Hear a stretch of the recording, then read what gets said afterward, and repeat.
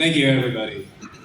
All right, we're going to start off this with this first piece. This is called Mute. Standing silent as broken pieces and immutably muted just to withstand every fear, guarding every hope, close to our breast, swallowed whole. Standing, sitting, lying, kneeling, against every reflection we fear revealing. Dancing circles till our heels drill the dirt. 6 feet deeper than where we once were. Scared to speak out, we silently scream out. Words left unspoken, expressions unheard. Afraid to love, afraid to trust, afraid to speak, and buried under all our insidious doubt. It's so hard to live again, all the way above ground. Every time we open our mouths, there is no side of sound.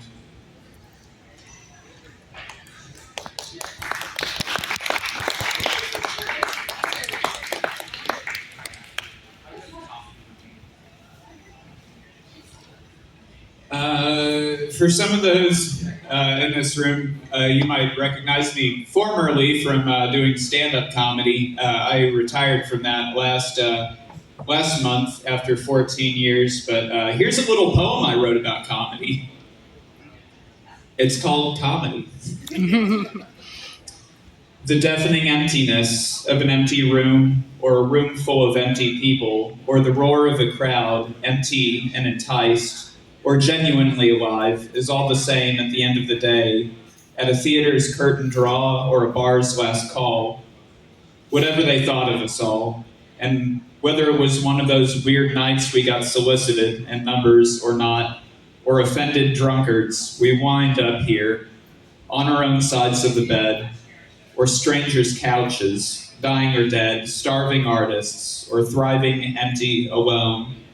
We wait to relive yesterday tomorrow, working will to the bone grown gaunt, cherishing a night here or there, living life like a spiteful taunt, all the long leery while until one day, after every forced smile, we all go where we've all gone.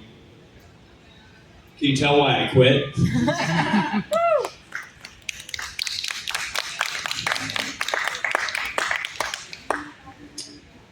This next one's called Better Son.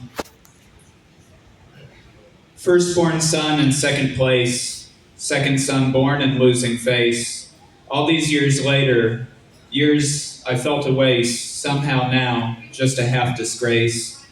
The only thing that brought your love was losing your better son's ear. It certainly isn't what I've to show after my 35th fruitless year. Boy, that one's sour. But things changed since I wrote that poem 4 years ago. Actually, I just came out to my dad earlier this year, and our relationship's never been better. So, and I know you don't always hear those stories, but I always love to hear from them from others. So I figured I'd share that with you. All right, this next piece. What are we doing next? Let's do. This one's called Dysphoria and Dystopia. Silent for years, for fears of our peers, dreaming of diving, yet dreading the drowning, with waves racking, pounding, pulling perilously below, one last perceived undertow. Every breath a rebellion against executive dismissal, existentially illegal, a reality unreal. Every correction, reflection, and validation from mass gaslighting, the new American tradition, wrestled into regretful submission, into regression, or into aggression, with volatile volition. Tired of subsisting, existing's exhausting, when all that's surrounding is ostracism outstanding, every breath a scream. How long will we dare to dream?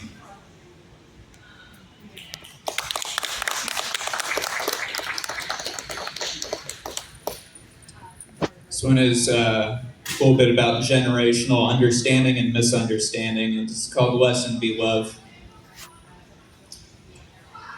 In the early part of the century, we espoused solidarity, and we became a stagnant one. In the years that followed, we spoke so hollow, but so redundantly about a thing called love. And it wasn't free then, but born of trauma. And it didn't last when the years grew longer, and people older, chillingly colder, and the love became a stagnant one.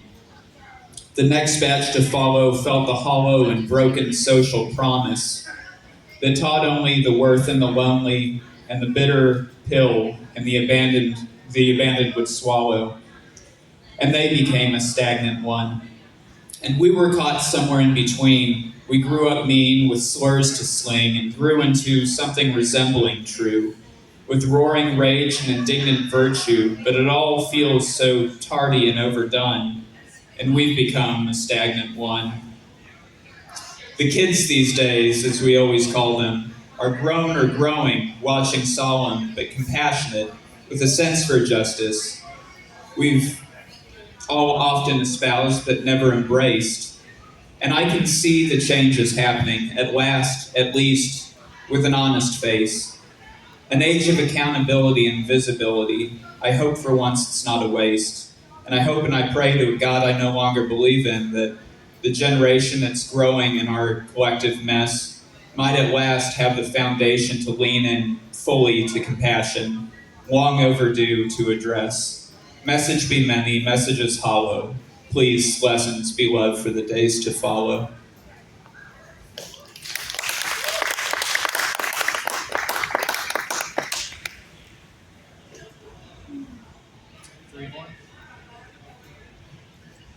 This next one's called The Clown Who Killed the World.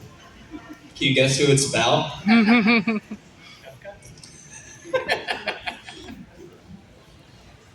We set up these pins just to let a pratfall knock them down. The trolls, they were all laughing when the devil came to town.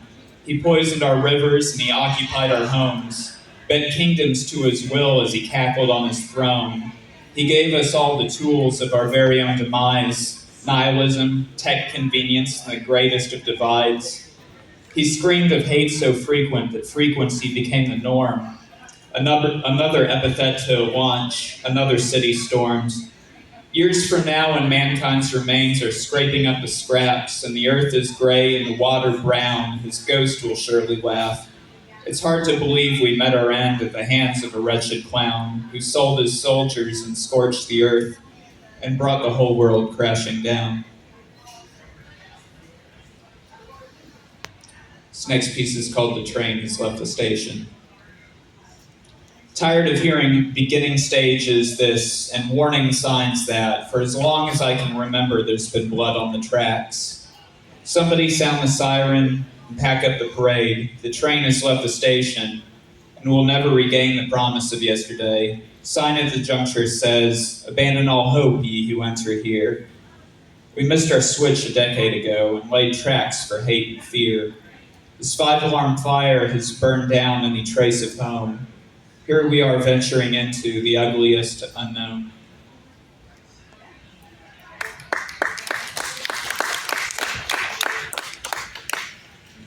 This closing piece is about growth and self-love. It's called The Mirror. Reflection was something I used to avoid.